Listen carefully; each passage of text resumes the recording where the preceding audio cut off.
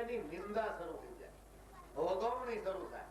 5 જણા 25 ને કહેશે કે ભાઈ આ માણસ તો આટલો પાપી છે, એને આવું કામ કર્યું છે, અરે રે કેવું ખરાબ કર્યું. એ 25 જણા 50 ને 50 500 ને કહેશે અને આના નામની કૂથલી શરૂ થાય. કૂથલીનો બીજો મતલબ છે વગર સાબુનું ધોવાણ. વગર સાબુએ આનું ધોવાણ થવા માંડે એટલે એ પાપ ઘસાઈ જવા. આ રીતે રાજા પરીક્ષિતે પોતાના પાપનો પ્રકાશ કર્યો અને પુણ્યનો જો પ્રકાશ માણસ કરે તો પુણ્યને પણ કીર્તિ મળે કે ભાઈ અમુક ભાઈ તો કેવા 10,151 રૂપિયા મંદિરમાં આપ્યા અને તમે જાહેરાત કરો એટલે 5 ને 25 ને 50 બહુ સારા બહુ સારા બહુ સારા કરે, એને કીર્તિ મળી જાય. એ પુણ્યનો બદલો ત્યાં મળી જાય. એટલે પુણ્યને છુપાવાય. માણસો ગુપ્ત દાન કરે એનો મતલબ એ જ છે. સત્તાધારમાં શામજી બાપુનો ભંડારો થતો હોય ત્યારે નોટોના મોટા કેરિયર ભરાઈને આવે. અનાજ, ખાંડ, ગોળ, ઘી, કેરિયરોના કેરિયરો ટ્રકો ત્યાં ઠલવાય. કોઈ પૂછે કે ભાઈ કોણે મોકલ્યું તો કે રામ ભરોસે. કોઈ નામ નહીં, કોઈ ઠામ નહીં, રામ ભરોસે. નહીતર મોકલનાર જો પોતાના નામથી મોકલે તો કઈ વાંધો નહીં, પણ એને કીર્તિનો બહુ શોખ ન હોય. પોતાના કોઈ વખાણ કરે એને ગમતું ન હોય. હીરા મુકશે ના કહે લાખ અમારા બોલ, તો સમાજ કે. પરીક્ષિત રાજાએ પોતાના પાપનો જાહેરાત કરી છે, પ્રકાશ કર્યો છે કે હે મુનિ મહારાજો, મને એવું બતાવો કે જેનાથી મારું મૃત્યુ સુધરે. આમ જ્યાં ચર્ચા ચાલે, વાતાવરણમાં સન્નાટો છવાણો છે. બાળકો અને સ્ત્રીઓ એક બાજુથી કોલાહલ કરતા આવે. એની વચ્ચે એક બિલકુલ દિગંબર સ્થિતિ અને એ હતા શ્રી સુખદેવજી મહારાજની જય. બાળ યોગી સુખદેવજી પધાર્યા છે. સભામાં બધાએ વૃદ્ધ જે મુનિઓ હતા એને પણ ઉભા થઈ અને માન આપ્યું છે. કારણ કે સુખદેવજી મહારાજ તો જ્ઞાન વૃદ્ધ છે. એને બેસવા આસન આપ્યું, શરીર ઉપર વસ્ત્રો ધારણ કરાયા. કારણ કે એને પડી નહોતી વસ્ત્રની, તો બીજાએ વસ્ત્રો ધારણ કરાયા. અને સુખદેવજી આસન ઉપર જયારે બિરાજ્યા ત્યારે રાજાએ પહેલો પ્રશ્ન એ કર્યો છે, પરીક્ષિત રાજાએ, કે મહારાજ આપ ભલે પધાર્યા. હું તો પાપી માણસ છું, પામર છું. મારાથી એક ભયંકર અધમાધમ પાપ થયું. મેં એક પવિત્ર તપસ્વી બ્રાહ્મણના ગળામાં મરેલો નાગ પહેરાવી અને એનું ઘોર અપમાન કરવાનું પાતક કર્યું છે. તો મહારાજ એના બદલામાં મને થોડી સજા મળી છે. હું બહુ નથી માનતો, પણ એના બદલામાં મને મુનિના બાળક તરફથી શ્રાપ મળ્યો છે કે આજથી 7મે દિવસે મને જીવતો તક્ષક નામનો નાગ ડંખ કરે અને એ ડંખના પરિણામે મારું જીવન સમાપ્ત થાય. તો આપની પાસે હું આજીજી કરું છું કે મહારાજ તમે મને કોઈ ઉત્તમ એવો રસ્તો બતાવો, કોઈ એવો સત્સંગ મને સંપાદન કરાવો કે જેનાથી મારું મૃત્યુ સુધરે. સુખદેવજી મહારાજ રાજી થયા કે રાજા, તારો પ્રશ્ન તારા ખુદનો નથી, આ સમગ્ર સમાજનો પ્રશ્ન, સમગ્ર સૃષ્ટિનો પ્રશ્ન, કે જેનું મૃત્યુ નજીક છે એને માટે કરવા જેવું ઉત્તમ કયું કાર્ય? આ સમગ્ર સૃષ્ટિનો પ્રશ્ન. સવાલ એ થાય કે ભાઈ આપણું મૃત્યુ નજીક છે એવું કોણે કહ્યું? તો ભાઈ તક્ષક નાગ આપણને કરડવાનો છે અને એ 7 દિવસની અંદર જ સમજી લીધું. 7 દિવસની અંદર આપણું મૃત્યુ પણ નિર્માણ થયેલું નક્કી છે.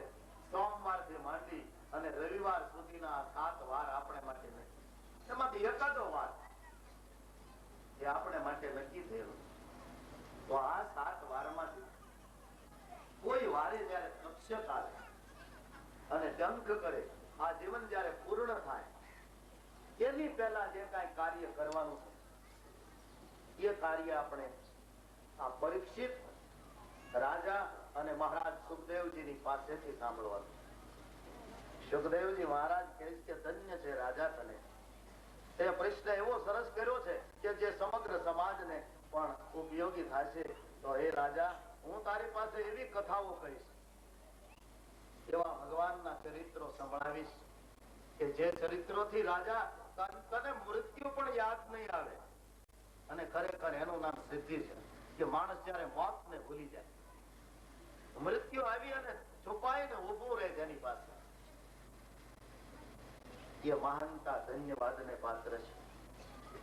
અને સુખદેવજી મહારાજે પહેલા શ્રી ગણેશાય નમઃ કરી, ઓમ નમો ભગવતે વાસુદેવાય આ 12 મંત્રનો ઉચ્ચાર કરી અને સીધી વાતચીત શરૂ કરી દો. મંગલાચરણ નથી કર્યું. હવે રાજન, જે વિષય આત્મજ્ઞાનીઓએ સ્વીકાર્યો છે એ બાબતનો આ તમારો પ્રશ્ન છે. મનુષ્યોએ શ્રવણ કરવા યોગ્ય તો હજારો વિષયો છે, પણ આત્મતત્વથી અજાણ્યા એવા ગ્રસ્તાશ્રમમાં આયુષ્ય રથા ગુમાવાય છે.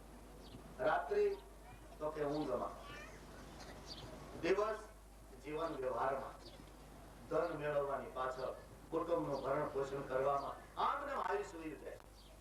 તમે ગણો તો ખરા કે 100 વર્ષનો કદાચ આયુષ્ય હોય માણસનું, તો એમાં 20 વર્ષ સુધી તો તમે બે પરવારી છો.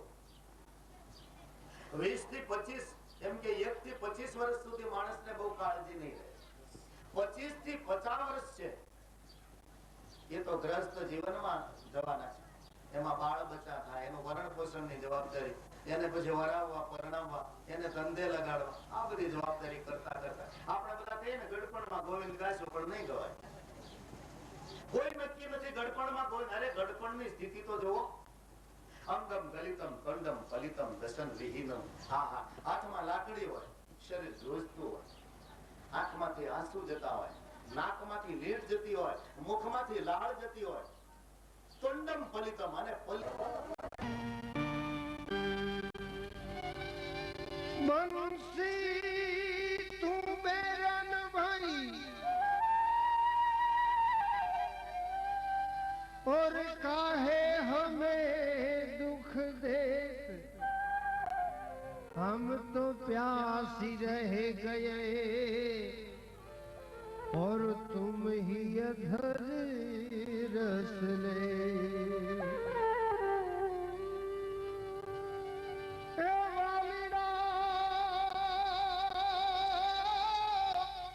મોરલી દે આખોને વગાડી,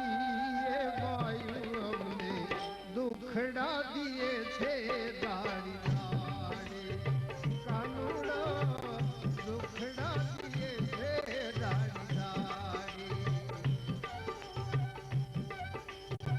એ જીવાલા મોરલિયા કોને વગાડી, એ ભાઈઓ અમને દુખડા દિયે છે દાડી દાડી, દુખડા દિયે છે દાડી દાડી.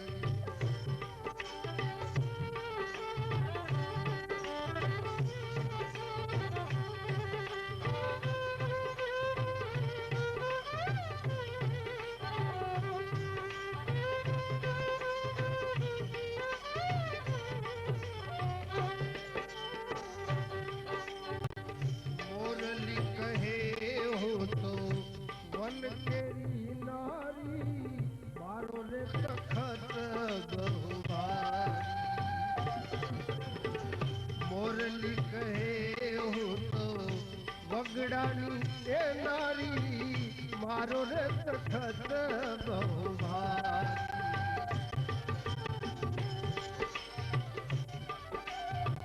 એ હું રે સુતી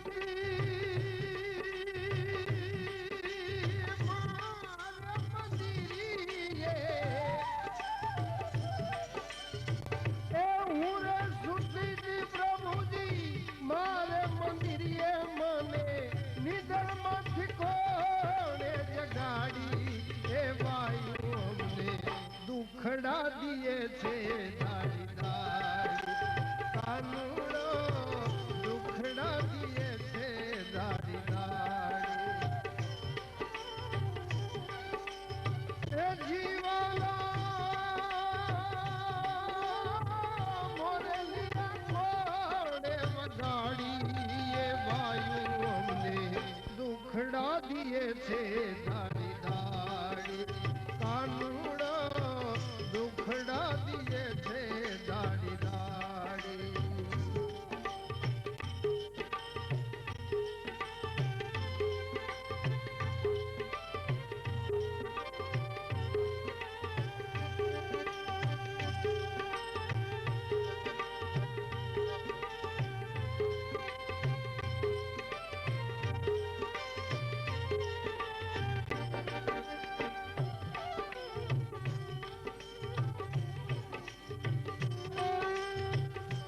યારે કુહાળે તને કાપીને લાવ્યા યારે સુતારે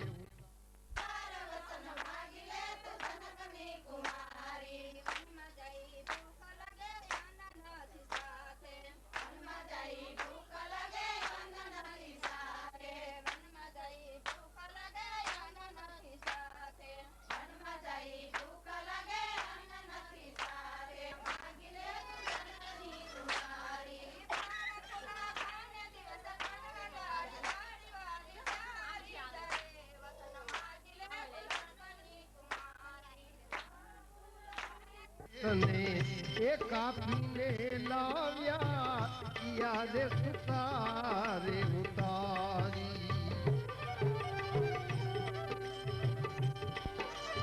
એ ખિયારે રંગ રે જે તને રંગમાં જબોળી એ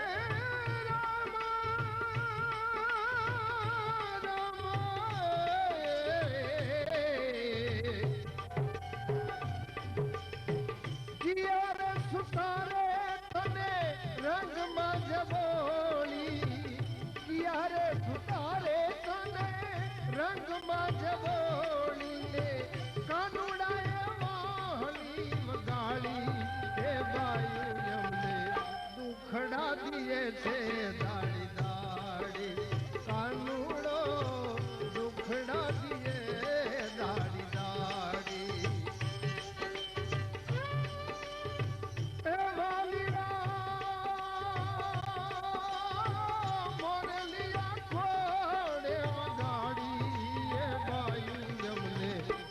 ખડા દીએ છે દાડી દાડી